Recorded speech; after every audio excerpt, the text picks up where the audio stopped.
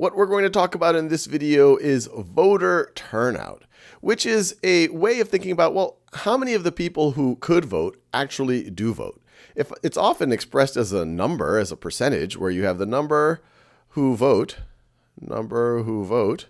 over the number of eligible voters, number who could vote. And this percentage varies pretty dramatically from region to region amongst various demographic groups. We'll talk about that in a few minutes. And especially if you think about even sometimes year to year and from country to country. There's some countries that have mandatory voting where this number is a lot higher. Other countries, for what various reasons, this number could be a lot lower. And one thing for you to think about, if you're already of voting age, you might have already thought this, or if you're not voting yet, you will soon. What would drive you to vote, or what would drive you to not vote, stay home, or somehow keep you from engaging in this political process? Well, one thing that you'll often hear folks say is, does my vote matter? Does my vote matter? And the typical response that you would get if you say that is, well, if everyone thought that, well, then democracy really won't function. So yes, your vote does matter. So that's the high-level way of thinking about it. But everyone thinks about this to a certain degree. And this idea of thinking about whether your vote matters, a fancy way of describing that is you're thinking about your political efficacy. Political efficacy. Fancy political science term. But it's really just this idea of what's my belief about how politically effective I can be when I vote? If I am in a battleground state, say Florida, where even presidential elections have turned on a few hundreds of votes in Florida, you might say, hey, I have high political efficacy. My vote does matter there. But some folks who live in a state that might be strongly leaning towards one party or another during a presidential election, say a California that tends to go to a Democrat, or say a Texas that tends to go to a Republican, regardless of which party you are, you say, well, if I'm just one more Republican vote in Texas, does my vote matter? If I'm one more Democratic vote in California, does my vote matter? I would encourage you in both cases, your vote does matter. If everyone believed that, then our democracy does not function. Now, a related idea to political efficacy is this idea of, well, just how engaged are people? So I'll call that engagement. And this might be, well, how much do they care? So beyond does my vote matter, there's a notion of, do I care? There are certain elections where you might really like one candidate or might really dislike another candidate. You might think, hey, there's some big issues on the table that really affect my life. So I might be more engaged. Or frankly, the various candidates or the various political parties or community organizations might just be better at engaging the population. Now, a third dimension beyond whether people believe their vote matters or how engaged they are in the issues or the candidates is the structure around voting itself. What state laws are there around voting? And how easy or how hard is it to vote? So, for example, if there's a big window of time where people can vote, and if the polling places are really accessible, especially if they're available on, say, a holiday, then it might be easier for people to actually go to vote. But on the other hand, if they aren't that accessible, or if it's on a day where a lot of folks might need to work, or certain demographics might need to work, well, they might be less likely to turn out. You also have laws around absentee ballots, or people being able to vote ahead of time. The easier it is logistically to vote, the more accessible it is, you're going to get a higher turnout.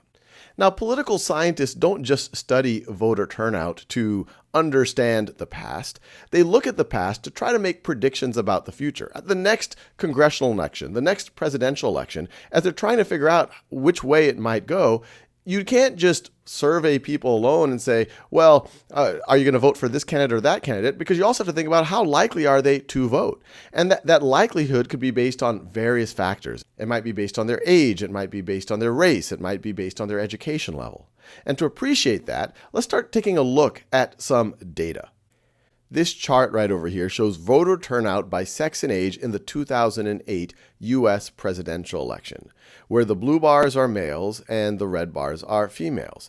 And then you could see that in the different age groups. And so pause this video. It's just fun to look at these things. What takeaways are there here? Well, you can see that if you look at all of the eligible voters, total 18 years and over, that women had a higher voter turnout than men. 60.4% of eligible women voted, only 55.7% of men. Think about why that might be. What beliefs might women have around their own political efficacy relative to men? Maybe they're more engaged. Maybe there's issues on the table that they care more about. And then if you look by age group, that trend tends to be true. It's most pronounced at the younger age groups, but then things get more and more equal as we go to the older age groups. The only place where that trend breaks down is in 75 years and over. And then you also have the general trend that older folks are more likely to vote. Once again, why is that? Here's another interesting chart. This is voter turnout by educational attainment for the same U.S. presidential election, 2008. So you can see that on average, across all education levels, you have this voter turnout around 58.2%. But the more educated people get, the more they're likely, or at least in that election, the more likely they were to actually vote. The more educated people are, they might feel more engaged. They might have a better belief that their vote is effective, so they have a belief around political efficacy. This is voter turnout in the 2008 U.S. presidential election by race and ethnicity. And so here you see that in that election, white voters had 64.8% turnout, black voters 60.8%, and you could see Asian and Hispanic voters were much, much lower. What does this say about political engagement, and what does it say about their beliefs around political efficacy?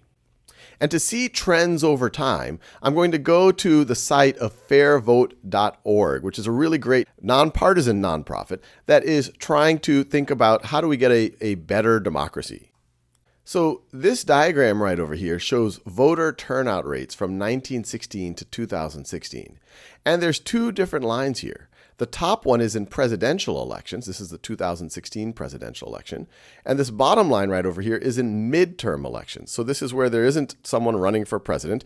Why do you think that there's such a big gap here, that pretty consistently you have a much higher voter turnout in this, depending on what year you look at, but say in 2016, you have a 60% voter turnout, while in the midterm election of 2014, you didn't even break 40%. You had a little under 36% voter turnout.